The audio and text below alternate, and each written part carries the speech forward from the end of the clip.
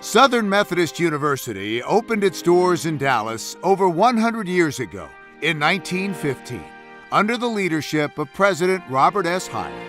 Since that time, Mustang athletes and athletic teams have provided us with many thrills. SMU student athletes have distinguished themselves both on and off the playing fields with national championships, All-American honors, and Olympic medals. SMU athletes, coaches, and administrators have also long been pioneers in the American sporting world. And it is to all of these student athletes that, in honor of the Mustangs, is dedicated. Soon after classes began in 1915, SMU President Robert S. Hire heard from a group of downtown Dallas businessmen that having a football team would help attract students. Acting on this advice and needing an athletic director and football coach, Dr. Hire found just the right man to fill both jobs in a 30-year-old Vanderbilt University graduate who had earned All-American honors playing for the Commodores. His name was Ray Morrison. Morrison was hired to coach football, baseball, basketball, and track, run the physical education department, serve as campus YMCA director, and teach mathematics. All of this for a salary of $2,000 a year. The first year of the football team won 2 and lost 5. An inauspicious start to be sure, but a proud athletic tradition had begun. And the second year saw the Mustangs join the Southwest Conference. Also in 1915, SMU's fight song, Peruna, was performed at what might have been the school's first pep rally. Students changed the name of a popular tune, Comin' Round the Mountain, to She'll Be Loaded with Peruna When She Comes. Peruna was a popular elixir in those days and contained alcohol. Peruna has been SMU's fight song ever since. It was early 1917, and Coach Morrison asked President Hire if the school colors had been decided on. And President Hire said yes, they are Harvard Crimson and Yale Blue. Coach Morrison asked President Hire if those colors applied to the athletic teams, and President Hire said they applied to everything at the university. The early SMU teams were known unofficially as the Parsons. In 1917, a search was made for an official mascot. A number of names were submitted, including bulls, rams, bisons, greyhounds, and antlers. But the students chose Mustangs, and an enduring tradition was born. The first squad to enjoy big-time success on the hilltop was the women's basketball team. In the 1917-18 season, the Lady Mustangs were undefeated and claimed the unofficial state championship. The star performer was a freshman, Inabelle Eason, who was also the best player on the tennis team. In 1921, the freshman football team, led by quarterback Logan Stollenwerk from Hillsborough, went undefeated without giving up a point or even a first down. The freshmen were talented but small, averaging only 166 pounds a man.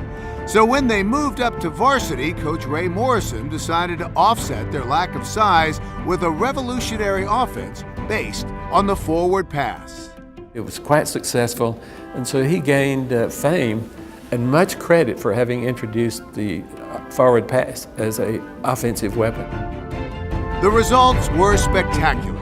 Over the next 3 seasons, the Immortal 10, the name given the freshmen who played for the remainder of their eligibility, led the Mustangs to a record of 20 wins, 5 ties, and just 4 losses. In 1923, the team went undefeated, 9-0, and won SMU's first Southwest Conference championship. One of the forgotten sports venues at SMU was the Hillcrest Golf Club, a 9-hole golf course located on the campus south of Dallas Hall that opened in the early 1920s. A creek wound across the campus, providing a beautiful setting with natural hazards. It was, as far as the Rotunda editors knew, the only golf club in existence on a university campus. Ross Pretty from Bryant won the first campus golf tournament with a score of 78. On September 24, 1926, 17,000-seat Ownby Stadium named after SMU alumnus and strong supporter of SMU athletics Jordan Sionby, opened, and the Mustangs pounded North Texas State Teachers College by a score of 42-0.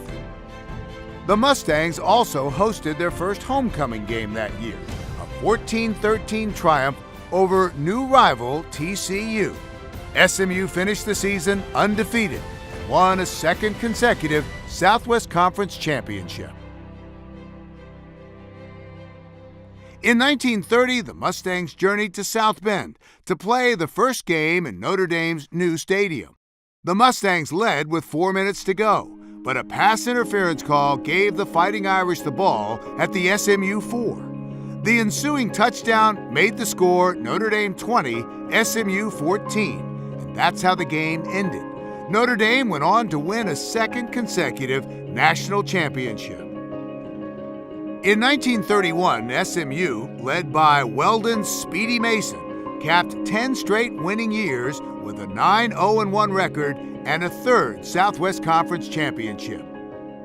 SMU's first mascot, Pony Peruna, was donated in 1932 by T.E. Jones, who was the owner of Arlington Downs Racetrack. Following the death of Peruna I, W.E. Caldwell, owner of Caldwell & Sons, began a tradition of supplying every Peruna since. 1935 was a big year on the hilltop as the Mustangs won their first Southwest Conference basketball championship, as well as their first Southwest Conference team golf title. But it was the football team that seized the spotlight. Madison A. Matty Bell succeeded Morrison as coach and led the team to the pinnacle of the sport, a national championship. The roster was loaded with talent. Bobby Wilson, an elusive 148-pound halfback from Corsicana, was a consensus All-American, as was guard J.C. Ironman Wetzel from Dallas, and tackle Truman Big Dog Spain from Breckenridge. Fullback Harry Shuford from Tyler and guard Mako Stewart from Corsicana also earned postseason accolades. SMU won its first 7 games, outscoring its opponents by a margin of 196-12. The Ponies journeyed to Los Angeles in early November for a key intersectional contest with UCLA. Final score, Mustangs 21, Bruins nothing. SMU added victories over Arkansas and Baylor to set up the Game of the Year, arch rival TCU. Both teams were undefeated and untied. We had a bunch of seniors that were hungry, and we came up to the final game with TCU, both teams undefeated, championship in the balance. The game attracted tremendous attention. Grantland Rice, again, the major sports writer in the nation, was there. It was broadcast live on radio. It was understood that the winner of that game would go to the Rose Bowl. UPI ranked SMU first in the country, TCU 8th. The Horned Frogs were led by Slingin' Sammy Baugh, one of the greatest collegiate passers of all time. 40,000 fans packed the stadium, designed to hold 32,000, with thousands more outside trying to get in. There's the snap back. It's to Wilson on a lateral.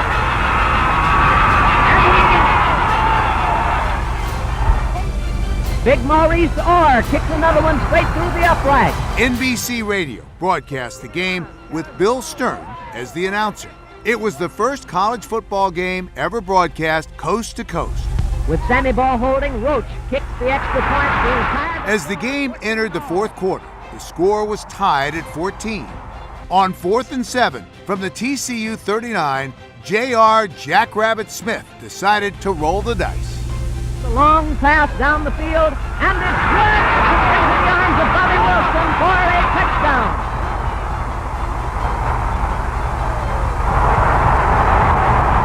Game is over. The final score, SMU 20, TCU 14. SMU still had to play A&M in the season finale, but easily whipped the Aggies 24-0. The Mustangs ended the season with a record of 12-0 and were voted national champions of 1935. SMU received a bid to play in the Rose Bowl, the first Southwest Conference team to be so honored. there was a sensational amount of interest in that game, and lots of people went. The SMU football team was favored to win that game. The day of the game, they were coming by bus to the Rose Bowl. There was a huge traffic jam. They were stalled by the jam. They got to the game about 15 minutes before it started. They had to quickly put on their uniforms. They didn't get much pregame practice. And they had a wide open style of attack. And they lost the game 7-0. They were just crushed by it. And when they returned to Dallas, people were cheering for them and welcoming them back to Dallas and telling them what a wonderful year they had had. So it was a great year for the team and for SMU. They got a lot of money, paid off the debt for Onby Stadium, and attracted a lot of attention. It was the first really major triumph for the university. The years 1936 to 1945 were a time of depression and war. Still, individuals did emerge who were outstanding performers.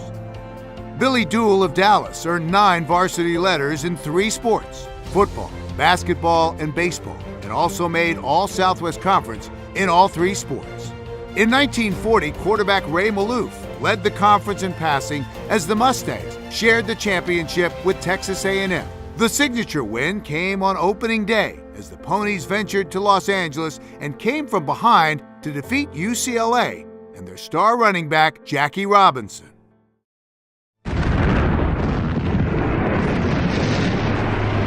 The Japanese attack on Pearl Harbor, December 7, 1941, changed everything. Many athletes and coaches were called to military service. In January 1943, SMU's Athletic Council decided that, except for football and basketball, the university would offer only a limited sports program for the duration. One of the standouts of the 1944 team was a freshman from Dallas named Bobby Folsom. He had started his college career at West Point, but transferred back to SMU as World War II was winding down. He also played guard on the basketball team, was an outstanding hitter on the baseball team, and tied for first place in the high jump at the Southwest Conference Track and Field Championships. World War II ended in 1945, and many of the men and women who had served our country returned to our nation's campuses. Doak Walker, who had played high school ball at Highland Park, left the Merchant Marines and enrolled at SMU. Texas this time has its eye on Walker, and they're right. Walker does get that ball, but presto chango slips it to Paul Page, and Page simply outruns the Texas team into the end zone for a TD. Well, Doak Walker, he had that kind of public attraction that made people want to come to the games. He was the All-American boy, he was the All-American football player, and he was so exciting to watch that we had to move from Onby Stadium to the Cotton Bowl. The crowds were just getting larger and larger every year. And what he meant to the SMU program has just been phenomenal, and there's never been any doubt that he's been the #1 sports athlete in SMU history, and I think history verifies that. Playing only half a season, Walker led the Mustangs to 3 wins against just 2 losses and a second-place conference finish. He earned consensus All-Southwest Conference recognition and was selected to play in the East-West Shrine Game. To top off his accomplishments, he was elected president of the freshman class. But at the end of the season, even though the war was over, he was drafted into the U.S. Army and would not return to SMU until 1947. Single wing to the right this time, and it's Doak Walker back to throw a forward pass. Cox's arm takes his time. He hasn't thrown it yet. He's fading way back to toss it. Now he's going to run with it. He's back to the 35, up to the 40, stays on his feet, goes to the 45, crosses the midfield stripe. He's down to the 45, down to the 40, down to the 35, down to the 30, down to the 25, he's down to the 20, down to the 15, the 10, the 5. He scores for Southern Methodist. Walker was one of the greatest all-round players the game has ever known. He could run, pass, and catch, return punts and kicks, and play defense too. He was also SMU's punter and place kicker. Walker was a consensus All-American as a sophomore, junior, and senior. As a sophomore, he won the Maxwell Award. As a junior, he was named Sporting News Player of the Year and won the Heisman Trophy. I have the honor at this time to present to you the Heisman Memorial Trophy Award, the greatest honor in football, Congratulations, Doug. Thank you, Mr. Jordan.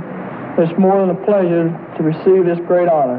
I hope that I can live up to the great expectations and carry on as I have. Movie star handsome, Walker was on the cover of over 100 magazines and was arguably the most widely publicized athlete of his day. Doak Walker led the Mustangs to back-to-back Southwest Conference championships in 1947 and 1948. In the 1948 Cotton Bowl, SMU and Penn State played to a 13-13 tie. Right on, takes a long one downfield, still in the air. Just completes the page on the 15, the 10, the 5, and over and goes for a touchdown. 1/2 yard line, it's Doak Walker back. In the 1949 Cotton Bowl, it was SMU 21, Oregon 13. Through there, and SMU scores at 7. He had that fluid gait that was outstanding, but his overall ability, as a player, knowledgeable, catching passes, running from tailback, any place you put him, he performed. To this day, Doak Walker remains the greatest star in SMU sports history, and its only Heisman Trophy winner. But Walker wasn't the only star of the SMU backfield.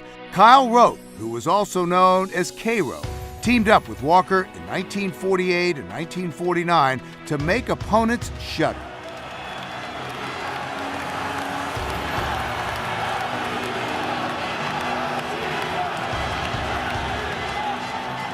With Walker injured in the 1949 season finale against top-ranked Notre Dame, Rote ran for 115 yards and scored all of SMU's touchdowns in the 27-20 loss. In 1950, Kyle Rote took over as SMU's featured back and earned All-American honors. He was the #1 pick by the New York Giants in the 1951 NFL Draft, the only Mustang to be so honored. Rote is also a member of the SMU Athletics Hall of Fame. Notice he is getting his signal from Kyle Rote now, number 44.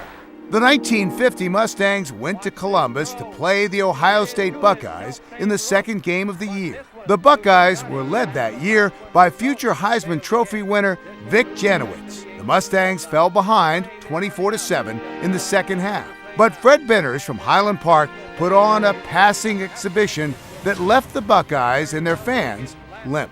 With just seconds left in the game, Benners hit Ben White from San Antonio for the winning touchdown. Check out Mustang photographer Jim Lawhead's excitement in the end zone after the catch. The Mustangs went on to be ranked #1 in the nation the next week. In 1951, Fred Benners led the Mustangs into South Bend to face the Fighting Irish, and Benners again put on a show.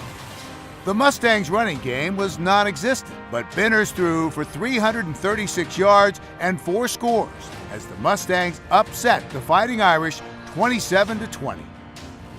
Our passing game was about having receivers all over the field. We called it the spread formation. When I went to play for the Giants, my teammate Tom Landry got the SMU spread formation out of my SMU playbook. And when he became the coach of the Cowboys, he installed the spread formation and called it the shotgun. And now everybody runs the shotgun. The 1953 team had 3 unheralded players who would go on to do extraordinary things. End Raymond Berry from Paris wore a back brace and was nearsighted and slow, but he was one of the best receivers in the game. He earned all Southwest Conference honors and went on to a Hall of Fame career in the NFL. Berry won NFL championships with Johnny Unitas and the Colts and coached the New England Patriots to the Super Bowl. He is also a member of the SMU Athletics Hall of Fame. Tackle Forrest Gregg from Sulphur Springs would go on to play for the Green Bay Packers and was acclaimed by Vince Lombardi as the best player he ever coached. Lamar Hunt from Dallas would never let her make a run or catch a pass during his 3 years on varsity. But Hunt went on to become perhaps the most influential man in American sports. He founded the American Football League, named the Super Bowl, started World Championship tennis, and played a leading role in developing soccer as a popular American sport. 1953 also saw the beginning of a great run for the SMU golf team, coached by Graham Ross. Senior captain Don Addington and his younger brother Floyd led the team to the Southwest Conference Championship. The next year was even better, as the Mustangs won the NCAA championship at Houston's Brayburn Country Club. Graham asked me to be the assistant coach that year. He was involved in some other business activities. We had 6 players. They certainly weren't the favorites. I think North Texas was the favorite. But my brother Floyd ended up being medalists for the tournament.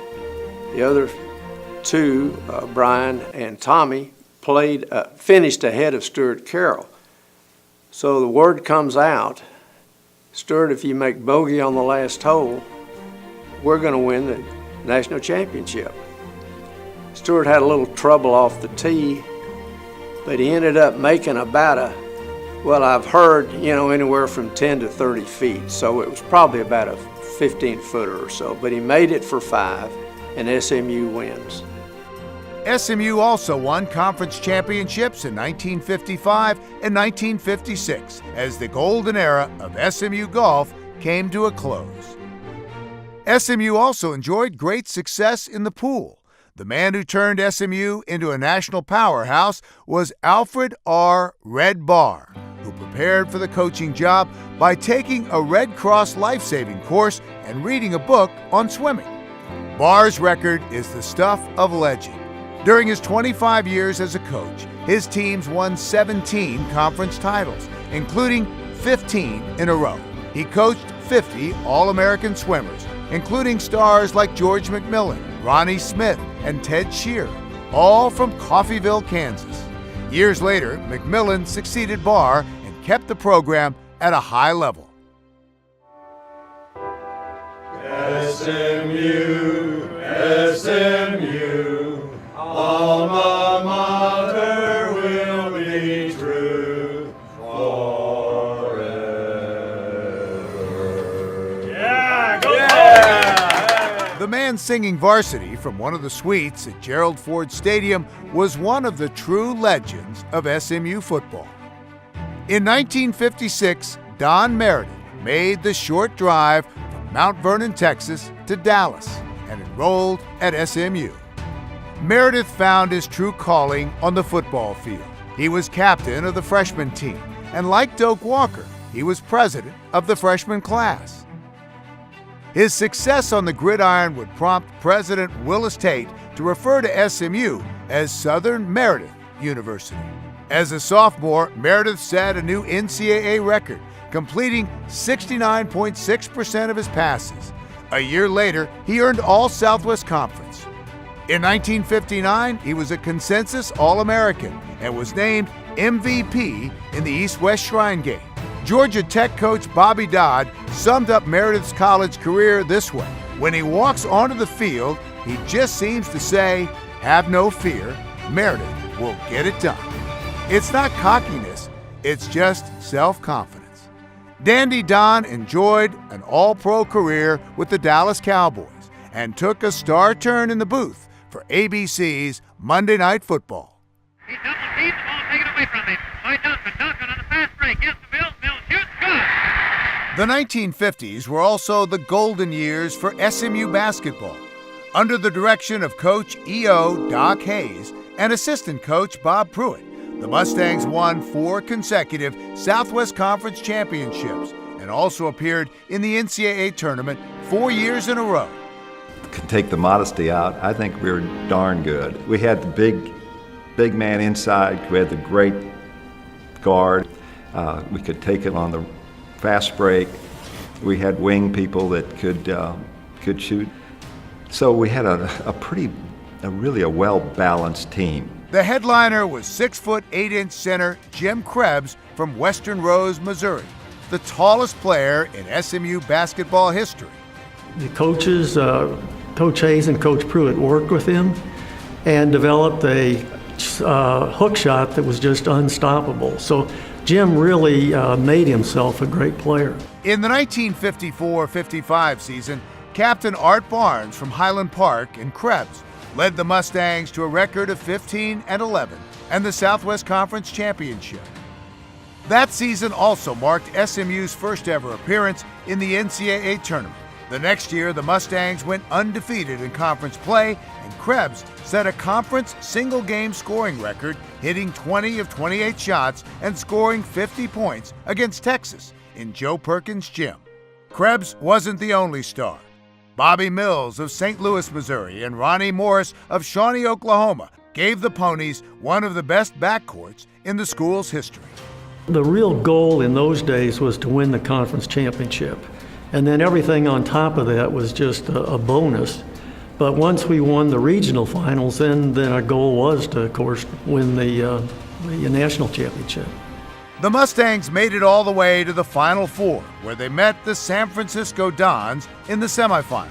Led by legendary 6'10" center Bill Russell, the Dons had won 53 straight games and defeated the Mustangs 86-68. It was really exciting because they were the defending national champions. They had a great team. Bill Russell was recognized as probably the greatest player in college basketball at that time. Krebs outplayed him as far as on the offensive end. I think he scored more points than Russell, but they did have a great team. That season marked the end of the Ponies playing in the friendly confines of Joe Perkins' gym. It was obvious that the Mustangs needed a larger home, and they eagerly looked forward to the 1956-57 season in the new and spacious SMU Coliseum that seated 7,900. Jim Krebs was honored with the cover of Sports Illustrated and a headline of Best in the Southwest. Sharpshooting forward Rick Hersher from St. Louis, Missouri, moved into the starting lineup, along with All-American junior college transfer Ned Duncan from Cayuga. The Mustangs continued their winning ways, closing with a sparkling regular season record of 21-3, which was good enough for number 4 in the nation. Krebs was a consensus All-American and joined teammates Hersher, Showalter, and Mills on various all-conference teams. At that point in time, our goal was to actually win the national championship. In the opener of the Western Regional Playoffs at the SMU Coliseum, the Mustangs were matched against the Kansas Jayhawks and 7'1" center Wilt Chamberlain, who, like Russell, was already on his way to becoming one of the all-time greats in the game of basketball. Chamberlain lived up to his billing, blocking shots and scoring 38 points. But the Mustangs were not intimidated. At halftime, the score was Kansas 33, SMU 32. The lead would change hands a dozen times in the second half. We thought we could beat them. And actually, we were doing real good till about 5 minutes, I think, or maybe there's 3 minutes left in the game, and Krebs fouled out. On a very questionable call with 5 minutes and 8 seconds remaining. The Mustangs tried valiantly to hold on, but Kansas managed to tie the game with just seconds to go in regulation. And the game went to overtime. Without Krebs, the Mustangs could not keep pace with the Jayhawks, and Kansas went on to win 73-65. The next game, there was a consolation game back then, and it was the best way to go out other than winning the national championship. We played St. Louis University Billikens. SMU won the third-place game by defeating St. Louis University 78-68. Krebs scored 33 points in his final appearance for the Mustangs. Krebs was taken as the third pick in the NBA draft by the Minneapolis Lakers and enjoyed a solid career in the NBA. In 1962, Hayden Fry was hired to coach the SMU football team. Fry was a larger-than-life figure, and during his tenure, he led SMU to 3 bowl games, coaching stars like John LeGrone, Mike Richardson, Mike Livingston, and Gary Hammond. But his biggest success came off the field. In 1964, he won the recruiting battle for Jerry Levias, a 5'7", 150-pound quarterback from Beaumont. More importantly, Levias was the first African-American athlete to receive a scholarship from the Southwest Conference. At long last, the color barrier had been broken. All of the some odd 90 some odd scholarships that I had, he was the first one that talked to me about education. Now, we didn't talk about racial issues or becoming the first black athlete in the Southwest Conference of any of this thing. You know, I was just hypnotized the way he cared for me as an individual. Levias was a transformative figure in the history of college football, but his journey was not an easy one. Players spit in his face, called him racial epithets, gouged his eyes, and pounded him after the whistle. There were even death threats. My grandmother always told me to turn the other cheek. When I would call her and tell her what was going on, she said, "Bless them, for they know not what they do." And I told my grandmother, these white boys, they know what they're doing. They're trying to kill me. As a sophomore, Levias was named the 1966 Southwest Conference Player of the Year as he led the Ponies to the conference championship. We won football games in the last 8 seconds, the last 4 seconds, the last minute. And on all of those games, I scored the winning touchdown. It seems like a movie script or something. In Levias' senior season, Hayden Fry's offense was clicking on all cylinders. Sophomore quarterback Chuck Hickson led the nation in passing as he broke or tied every Southwest Conference single game or single season passing record. Levias caught 80 passes for 1,131 yards and 8 touchdowns. And Coach Fry kind of helped that out because we had to play, anytime we needed to score, it was called Levi Get Open. Everybody else would block and I could have the whole field. The Mustangs earned an invitation to the Bluebonnet Bowl, where they beat Big 8 co-champions Oklahoma 28-27. One of the captains of that SMU team was Paul Lloyd, a member of SMU's Board of Trustees who was also one of SMU's most important benefactors, donating funds for the Lloyd All Sports Center and Lloyd Commons. Levias was named an All-American on the field and an academic All-American in the classroom. He was later inducted into SMU's Athletic Hall of Fame, the Texas Sports Hall of Fame, and the College Football Hall of Fame. Adolph Huxley in the Nature of Man course said that there's the known and there's the unknown. And below that lies the doors of perception. And what I did at SMU and graduated and played football, it changed the perception about black athletes and black students in universities across the South. The basketball team won or shared the Southwest Conference Championship in 1961-62, 64-65, 65-66, 66-67. Doc Hayes retired in 1967 as the winningest coach in Southwest Conference history. In his 20 years on the Hilltop, Hayes won 8 Southwest Conference championships and made 6 NCAA appearances. He was replaced by his longtime assistant coach and friend, Bob Pruitt.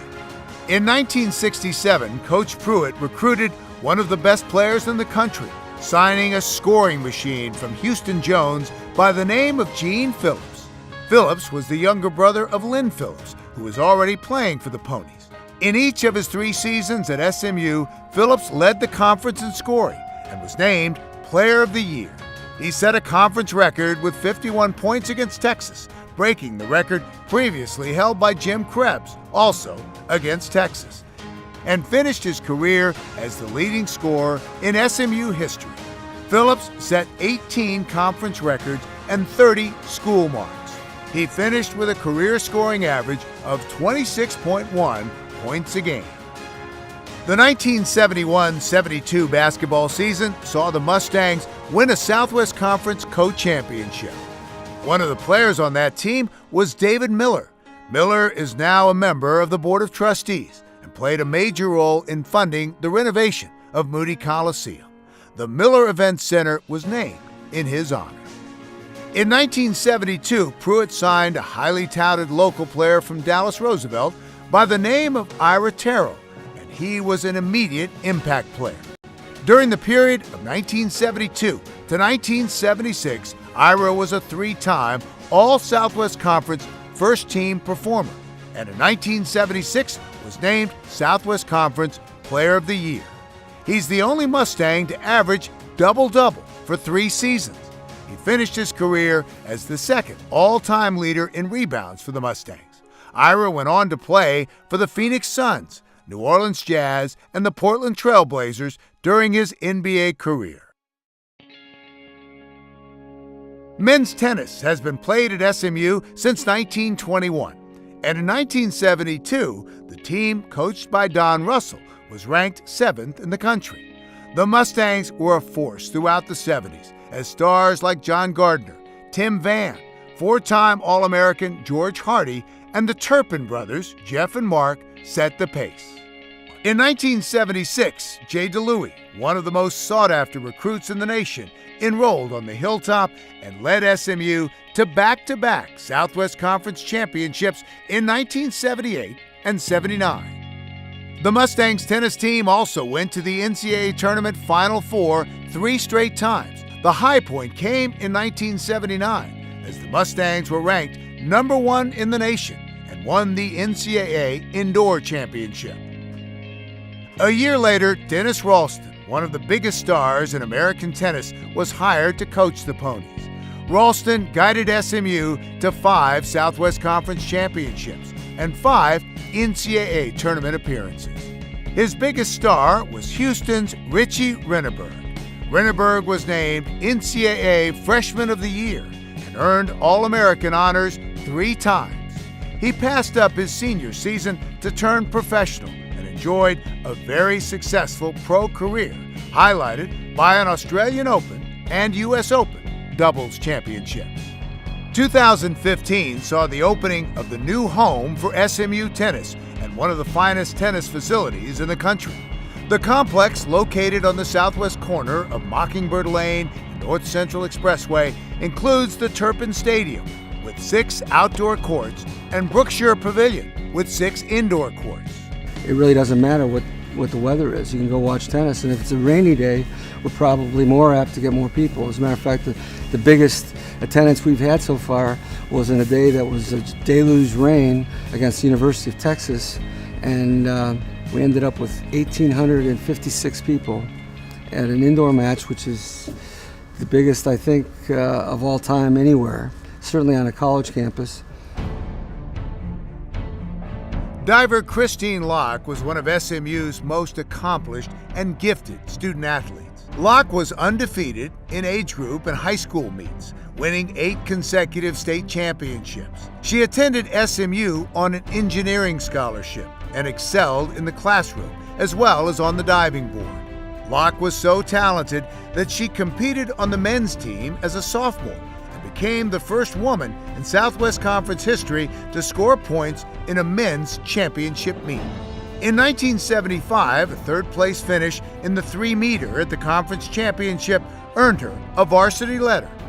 Locke also won a bronze medal at the 1975 World Championships and was a 5-time U.S. national champion.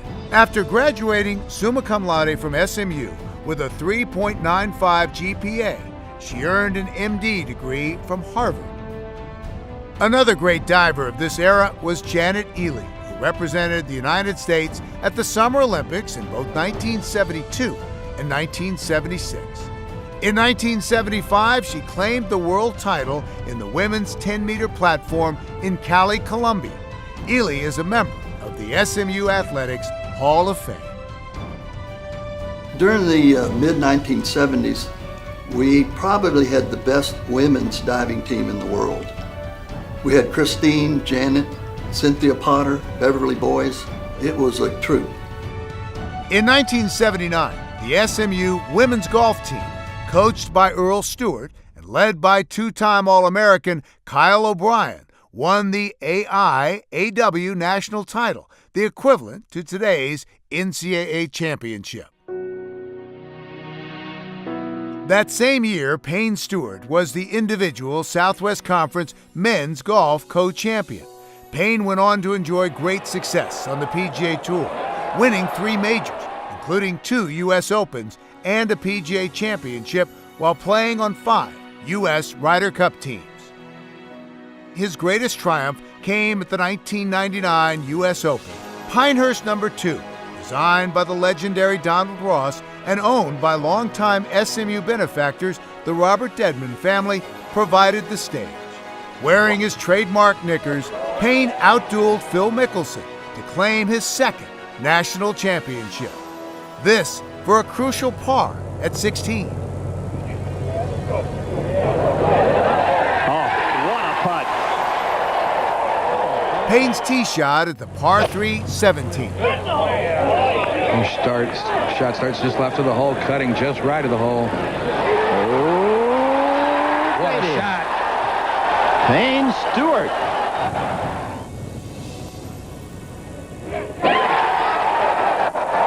At 18, 15 feet for par and the win.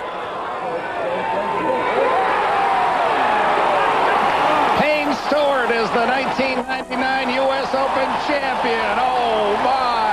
What a clutch putt. 4 months later, Payne tragically lost his life in a plane crash as golf lost one of its biggest stars and SMU, a favorite son. Well, in addition to Payne Stewart, SMU's had 5 other people to win USGA events. Mike Polak, who won the USGA Mid-Am in 1984. Hank Keeney won the USGA National Amateur in 1998. Colton Oates won the USGA National Amateur and the National Pub Links in 2007. Kelly Craft won the USGA National Amateur in 2011. And Bryson DeChambeau won the USGA National Amateur in 2015. In 2016, the SMU golf teams moved to their new home at Trinity Forest Golf Club, a world-class Core and Crenshaw design in South Dallas. 1, 2, 3, cut. In 2017, SMU dedicated the new Payne Stewart SMU Golf Training Center at Trinity Forest Golf Club, arguably the finest practice facility in collegiate golf. The Payne Stewart SMU Golf Training Center includes 70,000 square feet of teeing ground, a 45,000 square foot putting and chipping green, challenging 9-hole short course, team locker rooms, a workout center, and a hitting bay featuring state-of-the-art technology. Many universities that have outstanding golf teams have golf courses. Since we're in the park cities, that gets to be rather expensive. And so the idea that we might have one that would be designated as home of the SMU Mustang golf teams and to have it at the highest level of quality in terms of the clubhouse, the driving range, as well as the course, presented the same kind of opportunity that we've had in building a new aquatic center or building a new gymnasium. The golf team has just been incredibly excited about it. They feel like that, frankly, it gives them a great advantage because there are not many links courses in the United States and certainly in Texas. And so as a result, they feel like that it's special, it's world class, and to have a professional tournament being held there annually just accelerates the value of it to them. We're all here together. I expect the offensive team to get off their dead butts and start picking this defensive team up. And by golly, I'm tired of getting beat physically, defense, because that's what's happening. In 1976, 34-year-old Ron Meyer was hired to coach the Mustangs football team. A former Dallas Cowboys scout and coach at UNLV, where he went 27-8, Meyer brought new energy and excitement to the Hilltop. 2 years later, A.D. Russ Potts and his promotions director, Brad Thomas, launched a memorable campaign called Mustang Mania. A golden era on the gridiron had arrived. Meyer was a gifted recruiter and in 1979 signed one of the greatest recruiting classes in school history. The stars were a pair of heavily recruited running backs, Craig James and Eric Dickerson. James set a single-season state rushing record with 2,411 yards as he led Houston Stratford to the state championship. Dickerson was from Sealy, Texas, population 3,875. Parade magazine named him the top running back in the country, and he had dozens of scholarship offers. But Ron Meyer charmed his mom, and she sent her son to Dallas. Meyer avoided the dilemma of choosing one over the other by alternating them in the backfield. As freshmen, they combined for 1,239 yards. The Pony Express was born. In 1980, the Mustangs won their first 4 games, but then lost their next 2. And Ron Meyer just came in that Sunday and said, we're going to make a change, and we're going to change our offense. We're going to try to get the ball to Eric and Craig and run a different offense. And we had 5 or 6 quarterbacks that were kind of vying or competing for that, who was going to start against Texas. Who wants that? I wanted it, so I worked real hard that week, and I think Friday they said that, we're going to start our freshmen against Texas in Austin. They were number 2 in the country, but my job was to keep the ball off the ground and run our offense. McElhenney slides, pitches it out. James has got it. He's in the over. James will go all the way. It'll be a touchdown for SMU. We were never behind in that game. We were rolling, and ended up winning that game 20-6. When you play against Texas, they're the big boy. I think that game we became the big boy. To the near side, pass intercepted on the 20, to the 15, to the 10, to the 5, and in for a score. With Lance McElhaney at the controls, the Pony Express roared into high gear. The Mustangs finished with an 8-3 mark, earned an invitation to the Holiday Bowl.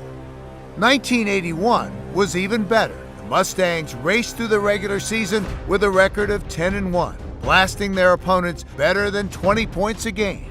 SMU claimed its first Southwest Conference crown in 25 years. Dickerson earned All-American honors, led the team in scoring with 19 touchdowns. Meyer's success at SMU earned him a head coaching spot in the NFL with the New England Patriots. His replacement was Bobby Collins from Southern Mississippi, who inherited one of the most talented rosters in the country. The regular season served up one highlight after another. Craig James caught a 96-yard touchdown pass against North Texas and led the conference in punting, earning all Southwest Conference honors at both running back and punter.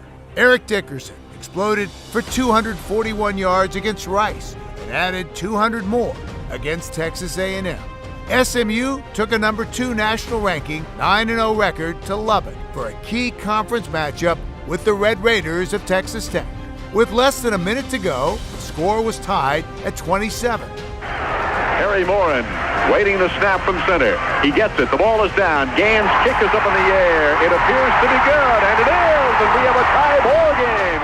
Sophomore split end Bobby Leach made the play of a lifetime and earned the nickname he carries to this day. We had worked on a little shuttle kickoff return probably every Thursday for a couple years. Blaine Smith is back around the goal line awaiting the kick. It's scribbed downfield by Ricky Gann. Blaine Smith fumbles it to the 10. He can't find the handle. Now, the kickoff team was converging on him, and we had a wall set up, and he went 70 yards for 6, and we won the game. Now it's thrown off to the left side. It's caught there by an SMU Mustang. Brought back to the 20, the 30. He may go all the way. It's Bobby Leach for the ball. He has it to the 30, the 20, the 15, the 10, the 5. He goes all the way. He gets the title of the Miracle Man for the rest of his life. SMU again won the conference crown and played Pittsburgh with its All-American quarterback Dan Marino in the Cotton Bowl. It was just a miserable, cold, rainy day in Dallas. Thank goodness, because, Marino's pretty proficient at what he does. But our defense just played really well. We ended up winning that game 7-3. SMU finished that year with a mark of 11-0-1, the only undefeated team in the country. The Helms Athletic Foundation named the Mustangs national champions. AP and the coaches poll put SMU at number 2. In 1983, SMU won 10 games against just 2 losses. Mustang running back Reggie Dupard from New Orleans led the conference in rushing with 1,249 yards. Defensive back Russell Carter was consensus All-American, and quarterback Lance McElhaney finished his career as the winningest quarterback in Southwest Conference history. A year later, the Mustangs again went 10-2, highlighted by a 27-20 win over Notre Dame in the Aloha Bowl. This would be the end of the most successful run in the history of SMU football. The Mustangs were in the top 20 for 5 straight years and posted 4 consecutive 10-win seasons. In 1979, Ted McLaughlin was hired as the new track coach at SMU.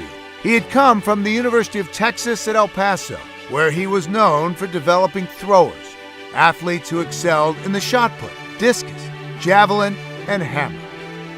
With McLaughlin at the helm, the 80s were glory years for SMU's track and field athletes. They won 3 NCAA team titles, as well as many individual championships. The first 2 team titles came in 1983, as the Mustangs won the indoor championship first and were hoping to duplicate that performance as they headed to the outdoor NCAA finals in June in Houston. SMU got great performances from Keith Connor, who won the triple jump with a leap of 56 feet 7 inches. Michael Carter won his 6th national championship in the shot put. And Robert Weir took the hammer throw. A freshman runner from Sweden, Sven Nylander, came in first in the 400-meter intermediate hurdles with a time of 48.88 seconds. The meet came down to the final event, the 1,600-meter relay. Coach McLaughlin calculated that if the Ponies finished 5th or better, they would win the title. TCU battling Michigan State for the victory, but there in the middle of the screen is the story.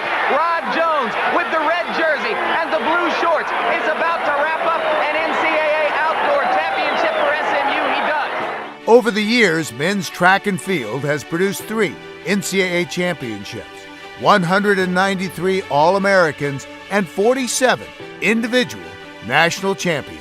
In the early 80s, the star on the basketball floor was 7-foot center John Koncak from Kansas City. He led SMU to a pair of NCAA tournament berths, and in his senior year, the Mustangs reached number 2 in the national polls. Koncak also won a gold medal as a member of the powerhouse 1984 U.S. Olympic team and was a first-round draft pick by the Atlanta Hawks in the 1985 NBA draft. The joint investigation between SMU and the NCAA has concluded monthly payments ranging from $50 to $725 were made to numerous student athletes. February 25, 1987 was a bitter day on the hilltop. The NCAA sanctioned SMU for repeated recruiting violations and suspended the football program for 1 year. The SMU Board of Trustees added a 2nd year to the punishment. It became known as the death penalty, and it decimated SMU sports for years to come. I find not only inside the community, with our faculty, our students, etc., and I find outside the immediate university community, outrage that this has happened. In the spring of 1988, Forrest Gregg was hired to rebuild the football program. I graduated from here. Our 2 children graduated from here. Had a real strong feeling for this university and what it stood for. I think the other thing is probably just the challenge of putting a football team together from scratch without having any players at all, and it's never been done before in major college football, and we wanted to give it a crack. Gregg was an All-Southwest Conference lineman at SMU and an All-Pro with the Green Bay Packers. He was named to the All-NFL 75th anniversary team and elected to the Pro Football Hall of Fame. He coached the Browns, Bengals, and Packers before coming home to SMU. His first team was made up of 73 undersized freshmen and a scattered few walk-ons. Just 41 players were on scholarship. When SMU returned to competition in the fall of 1989, critics said that the Mustangs would need a miracle to win just 1 game. But in just their 2nd game back from the death penalty, the Ponies made that miracle happen. Playing at Ownby Stadium, SMU trailed UConn 30-14 with just 5 minutes to go in the game. Quarterback Mike Romo tossed a 73-yard touchdown pass to Mitchell Gleber to put the Mustangs within 9. A Matt Lomenick field goal narrowed the gap to 6. With the clock ticking down, Romo led the Mustangs on a drive that carried them to the UConn 4. There was time for one last play. Lomenick's extra point gave SMU a 31-30 victory. The miracle on Mockingbird was complete. The death penalty would cripple SMU athletics for years to come, but still, there were many shining moments. At the end of the 1990-91 season, women's basketball head coach Welton Brown resigned. A successor was on hand, though. Rhonda Rampolla, Brown's assistant coach since 1982 and a 3-time All-American at Old Dominion. In 1994, the Lady Mustangs, on the strength of an 18-8 season, advanced to the NCAA tournament. Even though they lost in the first round to Louisiana Tech, the future looked bright. The next season produced another NCAA tournament bid. In the first round at Palo Alto, California, the Lady Mustangs defeated Southern Miss 96-95 in overtime. The Lady Mustangs were now a force to be reckoned with on a national stage. In 1993, Coach John Shoemate led SMU to its 13th Southwest Conference championship. The Mustangs bounced back from a 10-18 season to finish 20-8 and surprised everyone with a superb 12-2 record in conference play. Both the men's and women's soccer programs at SMU have enjoyed great success. Under Coach Shellis Heineman, the men reached the quarterfinals of the NCAA tournament 9 times, the Final Four twice, and were rated #1 in the nation on numerous occasions. Hinman also coached 18 All-Americans, including the NSCAA National Player of the Year in 1987, Daniel Hernandez, and the Herman Trophy winner of 2011, Luchi Gonzalez. Women's soccer at SMU came into existence in 1986. The first coach was Alan Kirkup, an Englishman and former player for Manchester United. The first team was composed of walk-on players, but did manage to win 15 games. A year later, the program got a major boost when Lisa Cole from Dallas's Bishop Lynch High School decided to enroll at SMU and play for Kirkup. The Lady Mustangs finished the 1987 season with a record of 18-3-1, and Cole scored 33 goals. In 1995, the Lady Mustangs won the final Southwest Conference regular season and tournament championships and advanced to the Final Four of the NCAAs.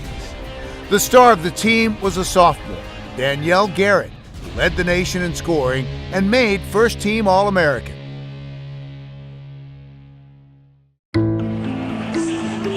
SMU Swimming has always been one of the great programs in the nation, led by legendary coach A.R. Red Barr and followed by George McMillan, Eddie Sennett, and diving coach Jim Stilson. The Mustangs have continued to produce great swimmers.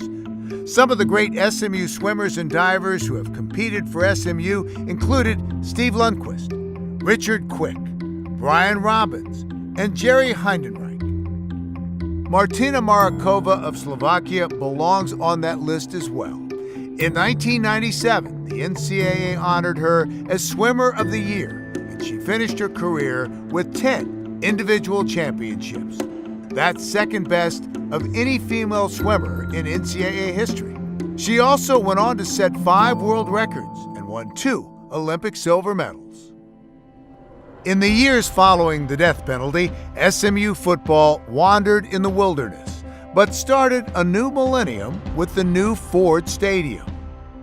Then in 2008, June Jones was hired to coach the Mustangs. Jones put in a high-powered run-and-shoot offense, and SMU piled up the yards and lit up the scoreboard. In the second season, Jones led the Mustangs to a record of 8-5, highlighted by a 45-10 rout of heavily favored Nevada in the Hawaii Bowl. SMU hadn't been to a bowl game in 25 years, but it soon became a habit as the Mustangs went to 4 straight, the longest streak in school history. Mustang Mania was back, and SMU's most famous fan came out in support of the team. Perhaps the signature win of the Jones era came in 2011 as the Mustangs journeyed to Fort Worth to take on TCU in the battle for the Iron Skillet. Running back Zach Line ran for 120 yards and forced a big fumble on a kickoff. Jay Scott! Touchdown! SMU! Quarterback J.J. McDermott threw for 349 yards and 4 scores as the Mustangs defeated the Horned Frogs 40-33 in overtime. We're not going to play second fiddle to anybody, and we're not going to back down from anybody. And we're going to stand toe-to-toe with the best in the country because that's what we want to be. On December 1st, 2014, Chad Morris was introduced as SMU's new football coach. We'll play anybody, anywhere, anytime, and that has to be your mentality. Got me? Obviously, I'll be judged by the score every Saturday. At the end of the year, there's a bigger picture in this whole process. Is can I take these young men and develop them and mold them into citizens, into community leaders and fine husbands, and just be a part of that process. And if we can do that, the wins will take care of themselves on the field. Let's go. Don't let it whip you. Let's go. In Morris's first season at the helm, the Mustangs won just 2 games and lost 10. In 2016, SMU posted a record of 5-7, highlighted by a 38-16 demolition of the 11th-ranked Houston Cougars, SMU's first win over a ranked team in 5 years. Quarterback Ben Hicks threw for 3 touchdowns and ran for a 4th. Running back Brendan West rushed for 115 yards and a score.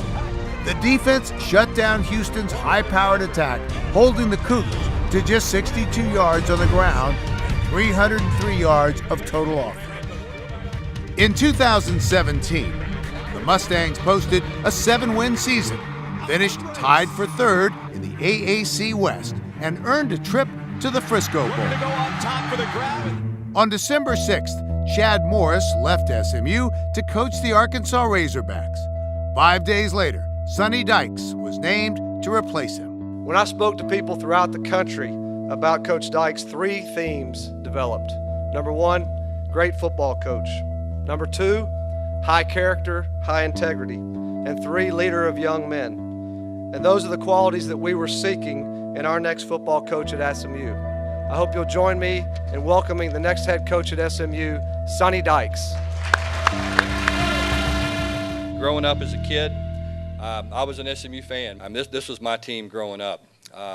Funny story, on my 13th birthday, my dad was a high school football coach at Midland Lee High School, and he asked me what I wanted for my birthday, and I said, I want to go to an SMU game. So he took me to see SMU and Texas Tech, 1982 Jones Stadium. You guys know what happened. Texas Tech kicked a field goal late, tied the score. Bobby Leach goes 91 yards, last play of the game. And I can promise you there's a 13-year-old kid in the background celebrating with him somewhere, and that was me. Dykes has a degree from Texas Tech and was head coach at both Louisiana Tech and the University of California. His teams are known for wide-open, high-scoring offenses. With Dykes at the helm, the future of SMU football looks bright indeed.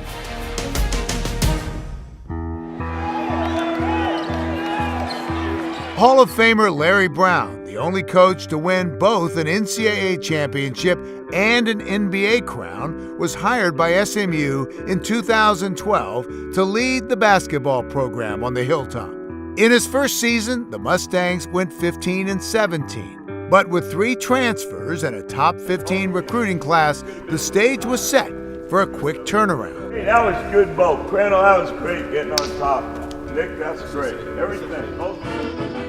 January 4th, 2014 was the grand opening of SMU's newly remodeled Moody Coliseum, a state-of-the-art facility featuring high-definition video boards, expanded concourses, and a wide variety of seating options.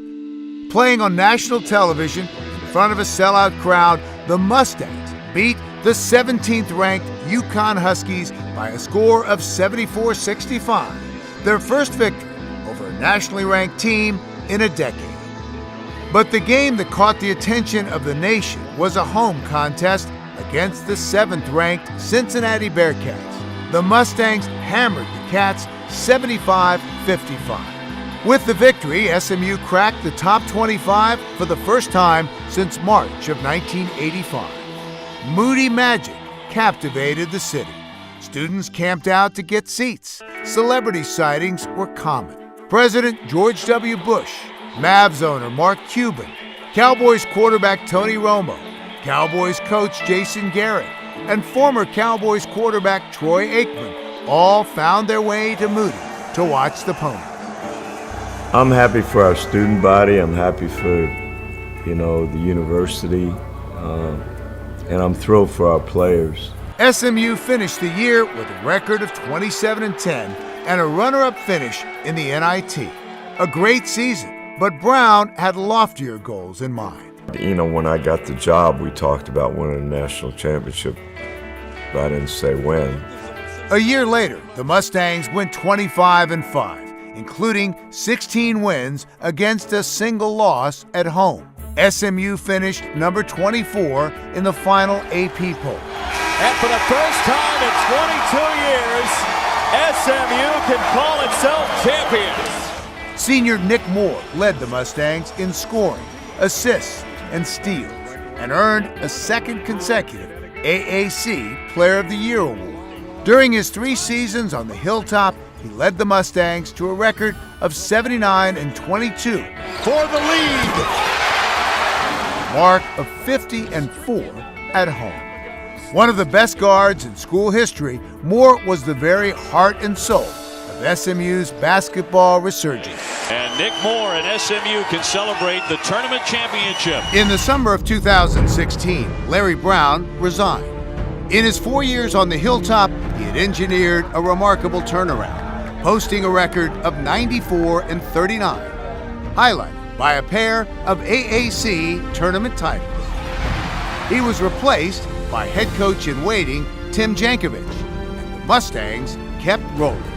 5 or 6 minutes, Boston with a 3. Long-term goal simply is to consistently be in the discussion of the elite basketball programs in the United States, year after year.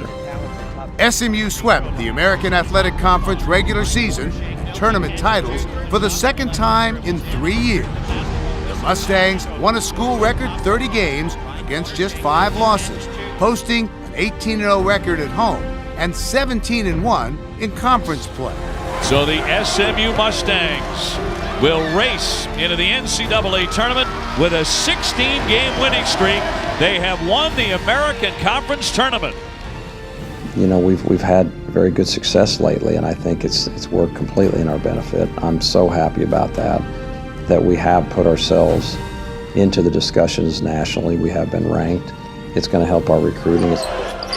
Senior forward Shimi Ojale won a host of awards, including AAC Player of the Year and AAC Scholar Athlete of the Year. Sterling Brown, Ben Moore, and Shake Milton were named All-AAC Second Team, and Jankovich was named AAC Coach of the Year.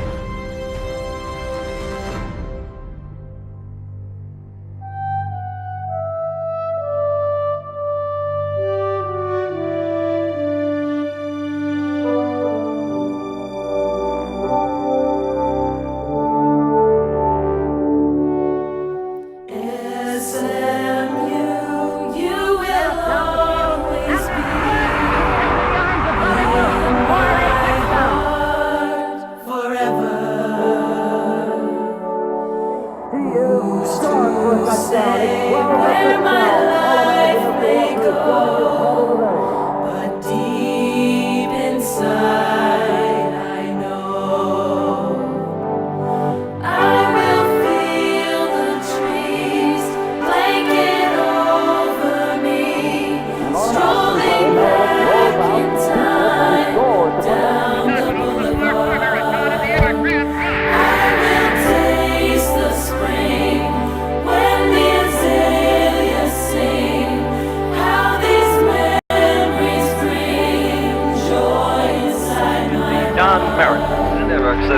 about you, Howard.